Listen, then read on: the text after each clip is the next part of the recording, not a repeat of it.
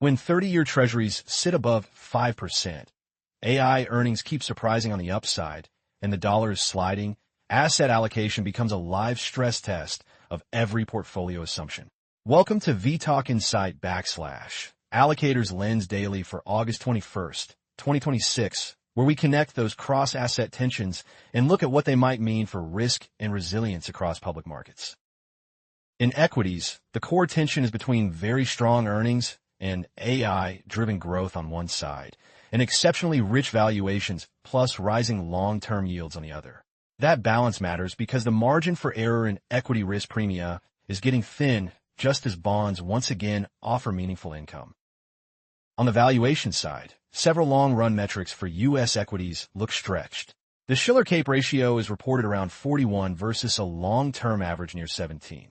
And the market cap to GDP ratio is quoted around 240%, well above the level often seen as risky, while the real equity risk premium is estimated at just over 1%, less than half its post-2010 average. Yet earnings are not collapsing. They're still cushioning the asset class. U.S. earnings momentum is described as exceptionally strong, with high margins underpinned by automation, AI and robotics, and corporate commentary across sectors points to these technologies as key drivers of margin expansion, helping keep indices near all-time highs even as yields back up. Outside the U.S., the picture is more nuanced and potentially offers more valuation support. European second quarter earnings have broadly beaten expectations, with growth ahead of forecasts and upgrades to full-year and multi-year estimates.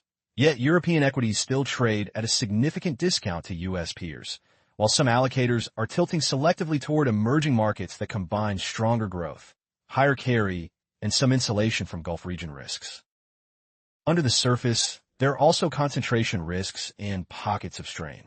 The AI hardware and infrastructure ecosystem is levering up aggressively, with large chip and memory makers committing huge capital programs and buybacks amid concerns about future overcapacity, while U.S. retail earnings paint a mixed picture of the consumer, with big box names showing that price competition, housing worries, and a shift to e-commerce are pressuring traditional discretionary spending.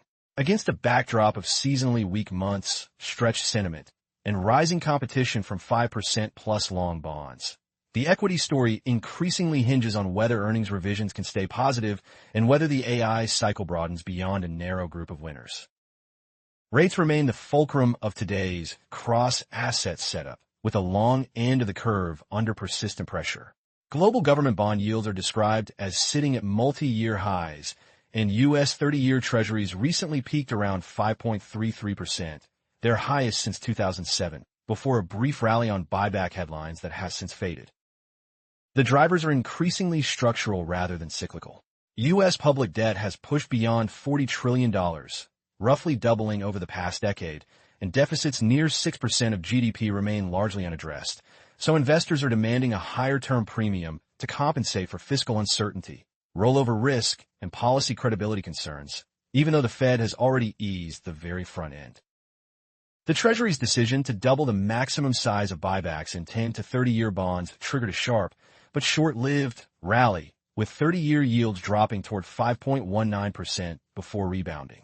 Commentary stresses that these operations are modest relative to the scale of issuance and are seen more as liquidity management and an admission of discomfort with volatility than as a solution to the underlying supply-demand imbalance. At the same time, the composition of demand is shifting in ways that matter for risk premia. Official buyers now account for about half of U.S. Treasury demand, down from nearly 3/4 a decade ago. Foreign central banks have reportedly reduced holdings by hundreds of billions, and Japan and China have been notable sellers, leaving more of the market in the hands of price-sensitive private investors. Looking ahead, markets are weighing two uncomfortable scenarios. If the Fed accommodates heavy issuance by signaling more cuts and fully taking hikes off the table, the curve could steepen via a weaker dollar and concerns about inflation. If instead the Fed stays on hold while Treasury keeps leaning on buybacks and short-term funding, investors may continue to push up long-dated yields and question the signaling value of the curve.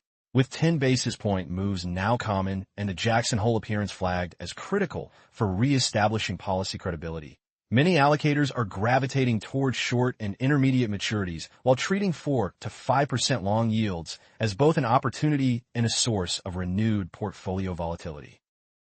Credit markets are absorbing the rate shock surprisingly well on the surface, but the risk-reward looks less generous than the headline yield suggests. Investment-grade spreads over Treasuries have compressed to their tightest levels since the late 1990s, despite record high-grade supply in August that is being driven in part by AI-related capex. And there are growing worries about crowding out as sovereigns and large corporates compete for capital. The stress is more visible in the lower quality segments.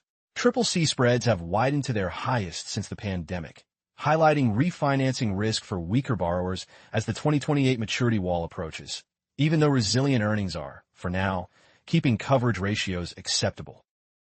Outside public markets, concerns are rising that rapidly grown private credit may understate underlying risk, with insurers now significant buyers of long-dated and more esoteric assets that are harder to mark in volatile conditions. With sovereign yields above 5% in places and corporate spreads historically tight, incremental compensation for taking credit risk looks limited, which means any turn in growth or funding conditions could see spreads adjust quickly from these levels. Key watch points are downgrade and default trends in the weakest cohorts, the behavior of private credit valuations, and whether credit begins to respond more visibly to swings in long-end yields. Foreign exchange is increasingly reflecting the same fiscal and rates tensions, with the U.S. dollar no longer the automatic safe haven. The dollar has weakened notably, especially against the Swiss franc, and has broken below key medium-term trend markers, coinciding with rallies in gold, Bitcoin, and the Korean won, as investors rotate toward alternative havens and countries perceived to have stronger external positions. This dollar softness is closely linked to perceptions of policy coordination between the Fed and the Treasury. Debt buyback announcements and attempts to lean on the long end are seen by some as blurring the line between monetary and fiscal policy, raising fears of de-dollarization and of imported inflation, particularly if Middle East tensions keep energy prices elevated. Within that backdrop, crypto has reasserted itself as a high-beta macro hedge. Bitcoin has pushed back above $70,000, helped by record short liquidations and by narratives that frame it as a hedge against a structurally weaker dollar and lower real rates driven by fiscal dynamics, while regulatory engagement and political outreach add to the sense of renewed legitimacy. Regionally, policy dilemmas, such as Japan's trade-off between supporting the yen and protecting domestic growth, and a more balanced consensus on the euro as energy risks evolve, underline that FX is now a central transmission channel for rate, fiscal, and geopolitical shocks rather than just a sideshow. Commodities round out the picture with a distinctly inflationary tilt. Brent crude has moved back above $93 per barrel, largely on geopolitical risk premia linked to tensions with Iran and reduced tanker traffic through the Strait of Hormuz, while European gas storage is reported at multi-year lows and spot prices have roughly doubled over the past year, leaving economies vulnerable to any colder than expected winter. Food markets are facing their own set of shocks. Russian strikes have effectively halted most Ukrainian grain exports via the Black Sea, forcing slower and more expensive alternative routes, just as Ukraine's agriculture sector, a major contributor to global wheat trade and domestic GDP, struggles with rising costs and logistics bottlenecks, raising the risk of both regional hardship and higher global food prices. Against that backdrop, gold continues to find support from both official and private demand. Central banks and consumers remain active buyers, and concerns over U.S. fiscal sustainability, dollar debasement, and efforts to cap long-end yields reinforce the appeal of gold as a hedge against fiscal dominance. Recent Treasury actions have even been described as a game-changer for a reflationary trade that has buoyed both gold and Bitcoin. With energy equities outperforming while more rate-sensitive consumer sectors lag, commodities and real assets are again central to the inflation and policy narrative that will feed back into every other major asset class. Stepping back across assets, the message today is that the bond market is forcing a repricing of fiscal and policy risk, just as equities are priced for very strong earnings and AI-driven growth. Credit spreads remain tight, the dollar is wobbling, and real assets from oil to gold are embedding higher inflation premia. For multi-asset portfolios, That combination means the traditional equity bond hedge is less reliable. Competition from long-duration income is intensifying, and policy credibility at forums like Jackson Hole, along with energy and geopolitical developments, could be key catalysts for the next leg of cross-asset repricing. Allocators are likely to focus on how quickly deficits and issuance paths evolve, whether earnings revisions can stay positive in the face of higher funding costs, how credit absorbs any further yield volatility, and whether the current bout of dollar weakness feeds through into a more durable move in commodities and inflation expectations. This video is for information only and is not investment advice. If you found this video useful, please like and subscribe to @vTalkInsight. Alternatively, visit vTalkInsight.com to chat with our specialized AI market assistant and access the latest interactive market insights.